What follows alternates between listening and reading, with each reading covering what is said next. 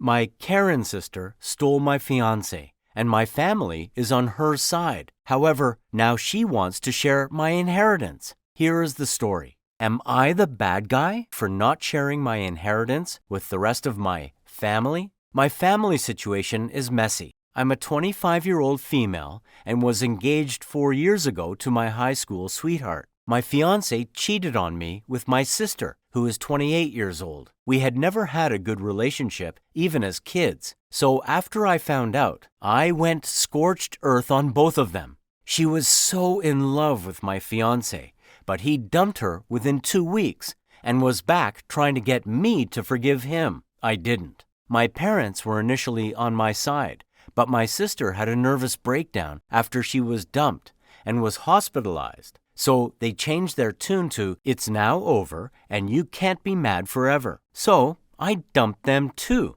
and went to grad school on the other side of the country. My grandfather was livid with the whole thing, disowned my sister, and chewed out my parents. Sometimes it felt like he was the only one who was on my side and understood. I was able to get my job to let me work remotely and moved back to take care of him when he got sick last fall. And I was devastated when he passed away a couple of months ago. I had been in limited contact with my parents since I came back, mostly because I didn't want to be an obstacle to my dad seeing my grandfather, but with the understanding that any discussion of my sister or what happened would end that. It turns out that my grandfather left me virtually everything. He left enough for my father to cover a debt and some token stuff for a couple of other relatives.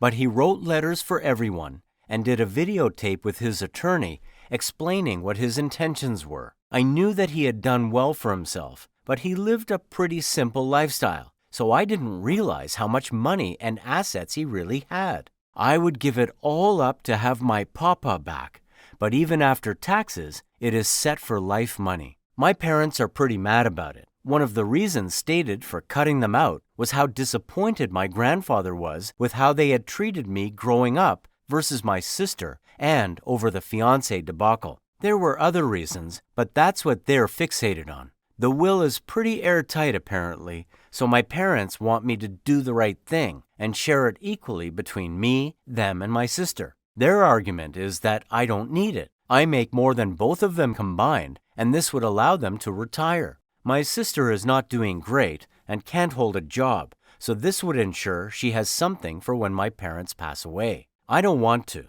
My grandfather's wishes were crystal clear, and also I kind of don't feel like doing more than the minimum for any of them. They've been telling me that I'm being vindictive because of a mistake years ago. I can't deny there might be a little vindictiveness there. I don't want them to suffer necessarily, but I also don't feel like they deserve my help.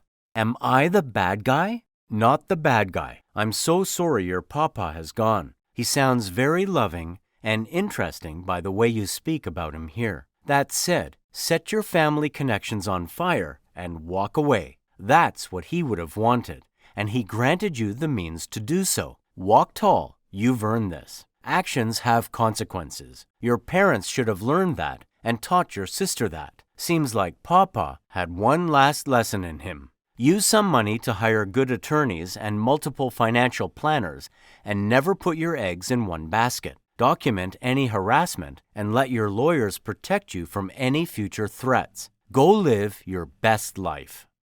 Let me know what you would do if you're in this situation down below in the comments, and or not, and why. Please like this video and subscribe to the channel.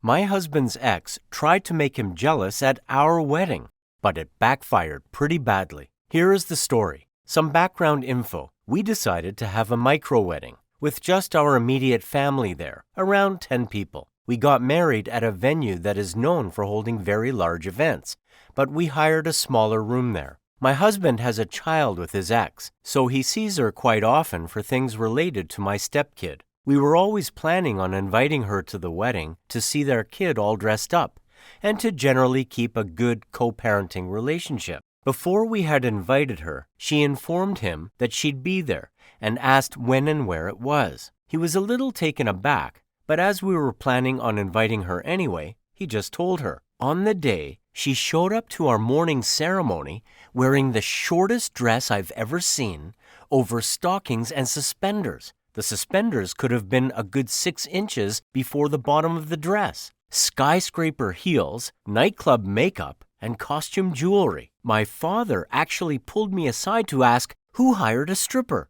I found out afterwards from mutual friends that she had texted all of them asking when they were getting there. Because she had invited herself, we hadn't thought to let her know it was such a small ceremony. And when they let her know it was family only and the reception was completely separate, she began to panic a little. And I had the best petty revenge. I asked everyone to be extra nice to her. Every time she tried to sneak away, someone would engage her in conversation. She was extremely uncomfortable and ended up sitting down with her coat covering her. The wedding went off without a hitch. I'm not sure what she expected to happen, but it all worked out fine in the end.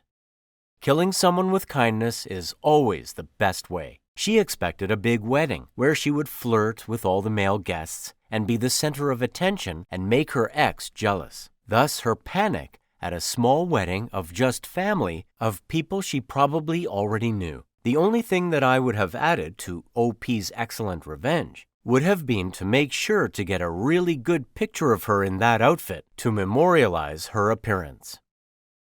For telling my family how much my fiancé earns after years of them making fun of his job? My family is very well educated and full of professionals, including several doctors, surgeons, dentists, etc. I have a good career and make a good living. When I met my fiancé, he was at my house to supervise a roofing crew the insurance company hired to replace my damaged roof. I instantly fell for him when he pulled up in his truck and couldn't keep my eyes off of him for the rest of the day as he gave orders to his men. When we started dating, he was vague about his job, and I just chalked it up to him being insecure about me having a better career. I didn't care about our income imbalance. When we got serious, we talked about our future plans, and that was when he told me the full extent of his little construction company. I was shocked that his earnings in construction were as much as my dad's, and my dad's a surgeon. Gradually, he took me around to the handful of construction lots and shopping centers he owns. His rental income combined with his construction earnings is double that of my dad's. He said that few people know about his finances, and he expects me to keep what I know to myself. My parents disapproved of him from the first time I brought him home. My dad coined the term tool boy, and the rest of my family joined in whenever they talked behind my fiancé's back. They don't call him that to his face, but instead make snide remarks. Once, my mom said during dinner that they're thinking about hiring someone to mow their lawn, then turned to my fiancé and asked him what he charges. I always try to defend him, and it's a constant battle. It's gotten worse since we're planning our wedding, and the other day my nerves just broke. Yesterday, my parents were trying to get me to have him sign a prenup.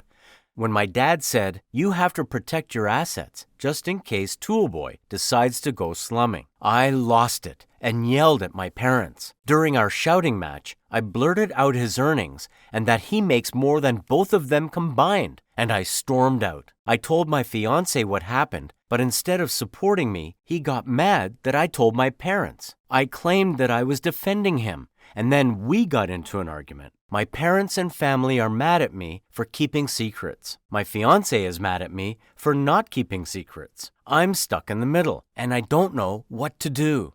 Am I the bad guy? You are a little for disclosing private info without his approval. That said, your parents are the worst. If he has done nothing wrong to them, then your parents are just stupid and judgmental turds. You should tell them that the disrespect is unacceptable. However, even if they change their mind about him, people that act that way are usually that way all the way to their core. Your parents are big snobs, and I can understand the frustration you felt because of how they spoke about your fiancé. Am I the bad guy for wanting my mom to only babysit my kids and not my brothers? So I am a married female and have 2 kids, aged 11 and 8. My husband and I work full-time corporate jobs, so we don't get home until 5 or 6 p.m. every night. We used to have a nanny who would pick the kids up from school and stay at home until one of us came back. Almost a year ago, my father unfortunately passed away, leaving my mother alone. So between her, my husband, and I, we all thought it'd be best for my mother to move in with us. It basically became the arrangement that my husband and I renovated our home to create an in-law suite for my mom to live in full-time, and we help take care of her bills.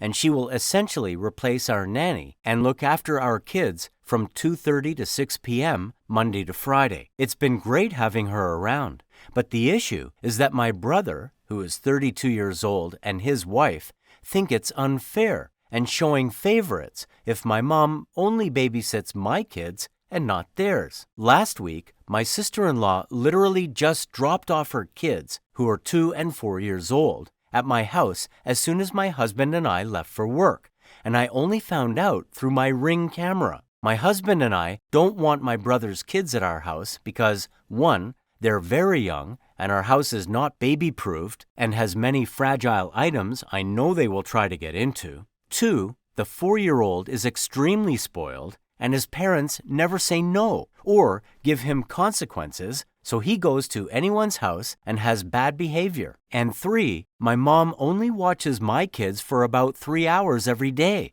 but my sister-in-law is dropping off her kids all day at my house, even when my kids aren't being watched. I talked to my mom, and she said she doesn't know if she's comfortable with watching 4 kids at once, but she'll try if needed, and it's ultimately up to me if my brother's kids can come over, since it's my house. So I told my brother and sister-in-law no, and my sister-in-law has been sending me the rudest messages about how I'm spoiling my kids and letting them have their grandmother's favoritism, etc., etc. Also, that I could afford a nanny, but I'm choosing to use my mother when she and my brother can't afford other childcare. I just reminded her that she's a stay-at-home mom, and it's her job to look after her kids, not my mother's. And I blocked her. Adding for clarification from some comments I've gotten, I have absolutely no issues if my mom wants to go over to my brother's house to watch their kids. But my issue is that my sister-in-law wants to just drop her kids off at my house all day to have my mother watch them so that my sister-in-law can have an empty and mess-free house. She's basically trying to use my mom and my house as a daycare. Also, I take deep issue with her just dropping off her kids at my house without notifying me or my husband or even asking my mom. So my question is, am I the bad guy? Not the bad guy. Your mom isn't doing this for free. You're essentially paying her bills and giving her a place to live. In exchange, she is watching your children. If your sister-in-law wants her to watch her children, she should move her into her house and pay her bills. Your sister-in-law is a piece of work and is contributing to why some people see being a stay-at-home mom as an easy job and life. Don't give in, OP. If your mom wants to go to your brother's house to watch her kids while your kids are at school, that is her prerogative. But never let her drop her kids off at your house without explicit permission. Let me know what you would do if you're in this situation down below in the comments, and or not, and why. If you subscribe, remember to click the bell icon for notifications. To enjoy all the stories, use the playlist at the top of the description of this video. See you in the next video.